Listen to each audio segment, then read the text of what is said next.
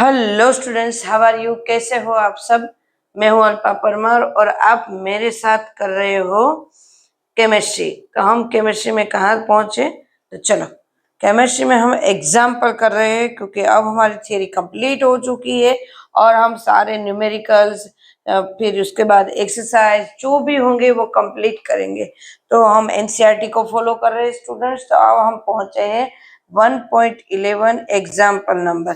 चलो, 200 centimeter cube of an aqueous solution of a protein contain 1.26 gram of the protein बराबर the osmotic pressure of such a solution at 300 Kelvin is found to be 2.57 into 10 raised to minus 3 bar. Calculate the molar mass of the protein. Clear? तो molar mass of the protein find करने हैं। Okay, क्या क्या दिया है वो complete कर लेते हैं एक साइड लिख के। तो चलो, 200 सेंटीमीटर क्यूब मतलब हमें दिया हुआ है वॉल्यूम दिया है 200 centimetre cube, 200 ml, 0.2 litre aqueous solution of protein content 1.26 ग्राम बराबर मतलब W2 वो हमें उसमें सोल्यूट दिया है 1.26 ग्राम W2 एंड ऑस्मोटिक प्रेशर जो हमें दिया है वो pi 2.57 into 10 raise to minus 3 and kelvin temperature दिया है 300 केल्विन। तो हमें फाइंड करना है मोलर मास ऑफ प्रोटीन मतलब M2 फाइंड करना है।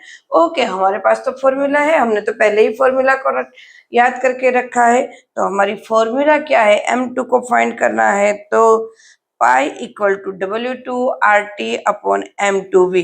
हमें M2 फाइंड करना है, पाई हमारे पास है, M2 को लीडर बनाया हमने, M2 को हम ऊपर ले गए यहाँ पे।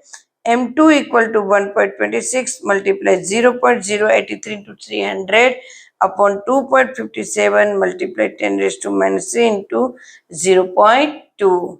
क्लियर है? तो M2 इक्वल टू यहाँ पे सारा का सारा कैलकुलेशन करते हैं, बराबर है मल्टीप्लाई करके 61.0.389 इंटू 10 रेज टू 3।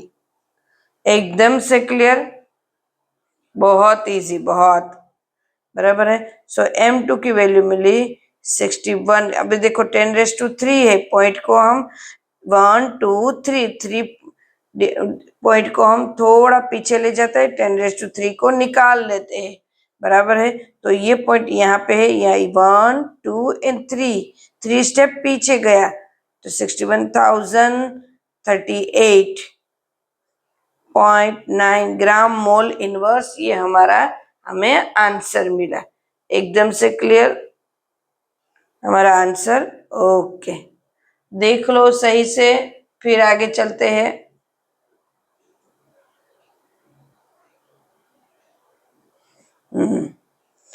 नाउ अब हमारा आ रहा है इंटेक्स क्वेश्चन। इंटेक्स क्या आ रहा है? Vapour pressure of pure water at 298 kelvin is 23 mmHg बराबर है mercury. 50 gram of urea NH2CO NH2 is dissolved in 850 gram of water.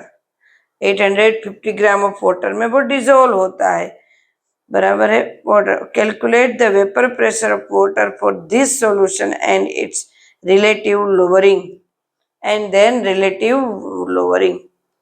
चलो, क्या क्या दिया है लगते हैं। 298 केल्विन टेम्परेचर पे बराबर 23.8 मिमी Hg। तो P1 नॉट दिया है, P1 not 23.8 Hg। Urea is dissolve मतलब यूरिया डिजोल्व करना है हमें 850 ग्राम ऑफ वाटर। तो हमें दिया है W1 850 ग्राम वाटर को और 50 ग्राम दिया है यूरिया। वाटर दिया है 850 एंड यूरिया दिया है 50 gram. Okay, calculate vapour pressure of water. तो P1 फाइंड करना है, M2 60 ग्राम एंड M1 80 ग्राम। वो हमें पहले ही पता है, मोलिकुलर मास यूरिया का 60 होता है एंड वो तो हमें कैलकुलेट करना आता है ना। NH2CO नाइट्रोजन का हम कितना लेंगे? Nitrogen equal to 14, hydrogen equal to 1 and oxygen equal to 16 लेके हम इसको कैलकुलेट करेंगे। तो हमें P1 नॉट भी फाइंड करना है एंड रिलेटिव लोअरिंग प्रेशर भी फाइंड करना पड़ेगा, क्योंकि रिलेटिव लोअरिंग प्रेशर के अंदर P1 आएगा। पहले फॉर्मूला देख लेते हैं, चलो फॉर्मूला देखते हैं, फिर पता चलेगा क्या क्या फाइंड करना है।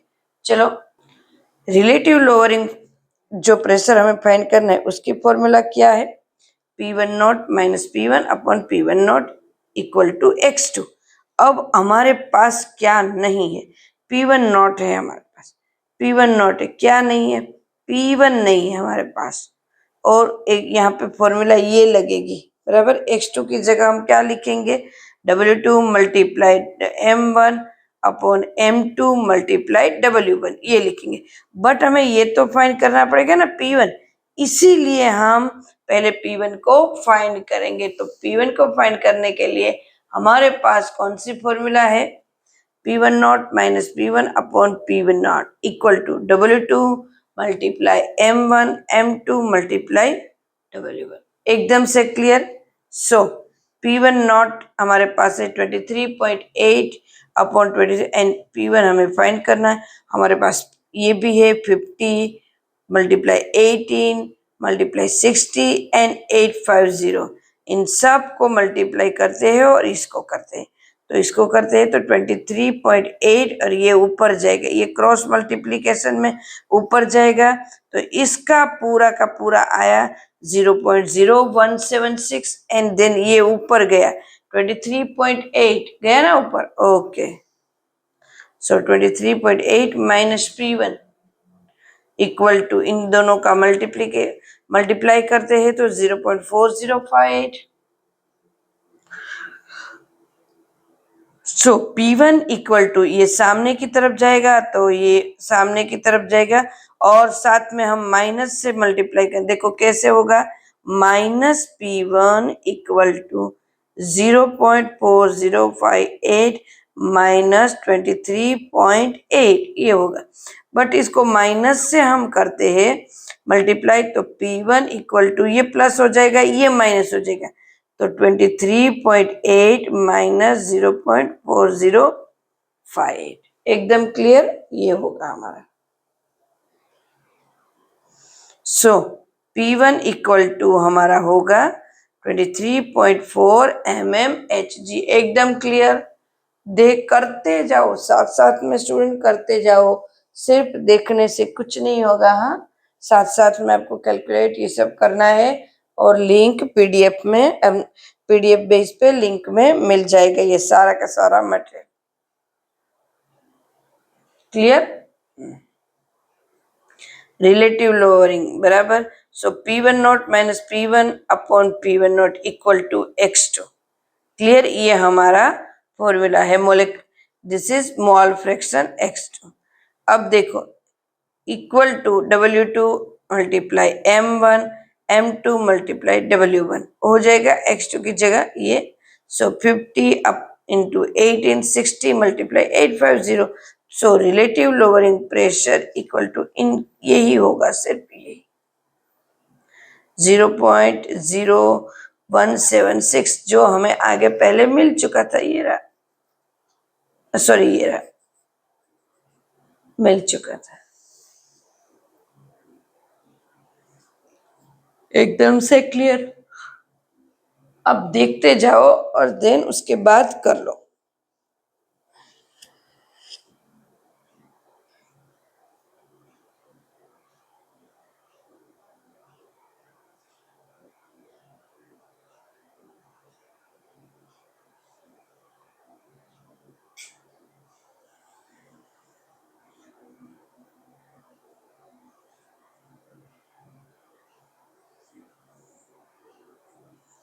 ओके, नेक्स्ट करते हैं इंटेक्स 1.10। ओके, क्वेश्चन देख लेते हैं। क्वेश्चन क्या है हमारा, क्वेश्चन क्या है, boiling point of water at 750 mmHg is 99.63 degrees Celsius. How much sucrose is to be added to 500 gram of water such that it boil boils at 100 degree. तो चलो क्या क्या दिया है देख लेते हैं। सबसे पहले boiling point of water at 750 mmHg बराबर है इज 999.63 सेल्सियस। सो हमें टी भी दिया हुआ है ये 99.63। How much sucrose is to be added 500 gram, मतलब W1 दिया है 500 ग्राम ऑफ वाटर, वाटर का दिया है 500 ग्राम वाटर लेना है। और हाउ मच मतलब सुक्रोज फाइंड करना है, W2 कितने ग्राम हमें ऐड करेंगे वो हमें फाइंड करना है। एंड देन M2 हमारा होगा 342 क्योंकि सुक्रोज है बराबर है। और सुक्रोज का फॉर्म, सुक्रोज का क्या होगा 342, क्लियर है। C12H22O11 clear. तो उसकी मोलिकुलर फॉर्म, मोलिकुलर मास होगा ये बराबर। सो डेल्टा टीबी हमें 100 डिग्री दिया है, यस। अरे सॉरी, टीबी नॉट हमें दिया है 100 डिग्री, टीबी तो यहाँ पे डेल्टा टीबी फाइंड करना है। Delta TB equal to TB not minus TB 100 minus 99। So delta TB equal to मेरे पास है मेरा 0.37 सेल्सियस। क्लियर है स्टूडेंट्स, आराम से करते जाओ एंड देन हम देखते जाते हैं आराम से। सो हमारे पास डेल्टा टीबी इक्वल टू, क्योंकि हमें फाइंड क्या करना है, हाउ मच सुक्रोज, W2 को फाइंड करना है। तो फॉर्मूला तो यही लगाएंगे, हमारे पास तो यही फॉर्मूला है, delta TB equal to KB multiply W2 multiply 1000 upon M2 multiply W1। 0.37 equal to 0.52, W2 find करना है 1000, वैल्यू पुट करते हैं 342 मल्टीप्लाई 500। अब W2 को लीडर बनाना है तो इनको ऊपर ले जाना पड़ेगा, उनको नीचे ले आना पड़ेगा, बराबर है। मैं जो बोल रही इसको ऊपर ले जाएंगे एंड इन सब को नीचे ले जाएंगे बराबर, और W2 को हम लीडर बनाएंगे। क्लियर है। चलो साथ साथ में करना ही है, मैं बोलती जा रही हूँ, मैं बीच में स्टॉप भी करूंगी, आप लिखते जाना, लिख के जाओ सब साथ साथ में बराबर, जल्दी से हो जाएगा, लिख के ही जाना है। Okay. So W2 equal to 0.37 multiply 342 multiply 500 upon 0.52 multiply 1000। So W2 equal to, सारा का सारा कैलकुलेशन करते हैं स्टूडेंट्स। देखो कैलकुलेशन, किसी को कैलकुलेटर अलाउ होता है, किसी को नहीं होता है। जैसे स्टेट बोर्ड है तो स्टेट बोर्ड में कैलकुलेटर अलाउ होता है, बट CBSE बोर्ड में कैलकुलेटर अलाउ नहीं होता है स्टूडेंट्स। क्लियर। तो उनको कैसे करना है, मल्टीप्लाई करते जाना है या तो फिर उसको लॉग से करना पड़ेगा, या तो मल्टीप्लाई को करना पड़ेगा या लॉग से करना है। अगर उसमें भी प्रॉब्लम आ रही है, आप अपने हिसाब से करें तो आप मुझे एक बार कमेंट में करना, मैं आपको ऐसे लॉग की मेथड बताऊंगी जो, और आपके सामने ही करूंगी ताकि आपको पता चले कि किस तरह से कैलकुलेशन होता है। ऐसा कर सकते हैं कि एक लेक्चर बीच में हम लॉग का ही आए, लॉग से कैलकुलेशन किस तरह से करते हुए, क्योंकि कैलकुलेटर नहीं आ रहा है तो हम कैसे करेंगे, लॉग से ही तो करेंगे ना, ये तो अपने आप इतना बड़ा कैलकुलेशन करेंगे। तो चलो नेक्स्ट वीडियो में हम वही करेंगे, एक आध लेक्चर में ले लेती हूँ उसका, बराबर है, कि लॉग से कैलकुलेशन कैसे करना है। बड़े बड़े है जैसे यहाँ पे है तो ये तो जल्दी से 0 0 कट हो जाएगा, बराबर है। एंड देन ये भी डिवाइड होता है 2 से, ये भी 2 से डिवाइड होगा तो ये जल्दी हो जाएगा। पर कोई कैलकुलेशन ऐसे भी हो सकते हैं ना बड़े बड़े, तो नहीं होंगे तो कर देते हैं, कोई बात नहीं, बराबर है। उसको भी एकदम से क्लियर स्टूडेंट्स। नेक्स्ट करने हैं ना, अभी हमने 2 ही करे हैं तो कर ही देते हैं, 2 ही तो करे हैं और ज्यादा नहीं, एक आध कर लेते हैं और नहीं क्या, बराबर है। एक आध सम कर देते हैं, इंटेक्स 1.11 कर देते हैं एक आध। Calculate the mass of ascorbic acid vitamin C C6H8O6 to be dissolved in 75 gram of acetic acid बराबर by lower its melting point, इसका melting point lower हुआ by 1.5 degree Celsius Kf equal to 3.9 kelvin kilogram mole inverse. So कर देते, start तो करें, धीरे धीरे सब समझ में आता है। तो सबसे पहले calculate the mass of ascorbic acid मतलब W2 फाइंड करें, पता चल गया। Vitamin to be dissolve in acetic acid मतलब एसिटिक एसिड है वो हमारा W1 है, मतलब वो हमारा सॉल्वेंट है और ये हमारा सॉल्यूट है, और 75 ग्राम में उसको डिजोल्व करना है बराबर है। और उसका मेल्टिंग पॉइंट कम हुआ तो डेल्टा टी भी हमें डिफरेंस बताया कि 1.5 ग्राम्स कम हुआ, 1.5 सेल्सियस कम हुआ, तो डिफरेंस पता चला, तो डेल्टा टी एफ हमें पता चल गया बराबर है। के एफ हमें दिया हुआ है 3.9 केल्विन किलोग्राम मोल इनवर्स दिया हुआ है। सो M2 हमारा क्या है, तो क्या M2 हम फाइंड करते हैं, उसका C6H8O6 का देखो इस बार मैंने फाइंड करके दिया है ताकि आपको पता चले किस तरह से फाइंड करना है। और हमारा ये इक्वेशन क्या होगा, delta T F equal to K F multiply W2 into 1000 upon M2 upon W1, जैसा और सबका है पहले से ही हम करके आ रहे हैं। बस वैल्यू पुट करते हैं, W2 को ऊपर यहाँ पे ले लेते हैं, डेल्टा टी को ऊपर लेते हैं, इसको नीचे लेते हैं, पूरा का पूरा चला जाएगा, ये जो है वो ऊपर जाएगा और ये सारा नीचे एंड W2 यहाँ पे। क्लियर है एकदम से। Delta T F M2 W1 के एफ इंटू 1000 और W2 ऊपर का ऊपर ही रहा। क्लियर, तो ये दिया है 1.5 हमारे पास है, 1.5 into 176 into 75 upon 3 into 1000, so W2 equal to 5.0769 gram. एकदम से क्लियर, मुझे नहीं लगता ये कुछ इतना हार्ड है, हो जाएगा, आप धीरे धीरे धीरे धीरे करो तो सारी की सारी ये इक्वेशन ये सब समझ में आ रहा है। क्लियर है एकदम से स्टूडेंट्स। चलो तो आज का ये यहीं तक रखते हैं, नेक्स्ट वीडियो में फिर से मिलते हैं। अभी हम सिर्फ ये क्वेश्चन न्यूमेरिकल से ही सोल्व कर रहे हैं, साथ साथ में नेक्स्ट होगा एक्सरसाइज क्वेश्चन। क्लियर है, जैसे ये खत्म हो जाएगा एक्सरसाइज क्वेश्चन स्टार्ट हो जाएगा। Okay bye, take care.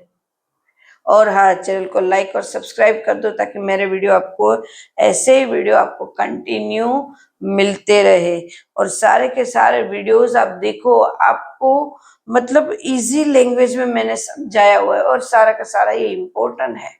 Okay bye, take care.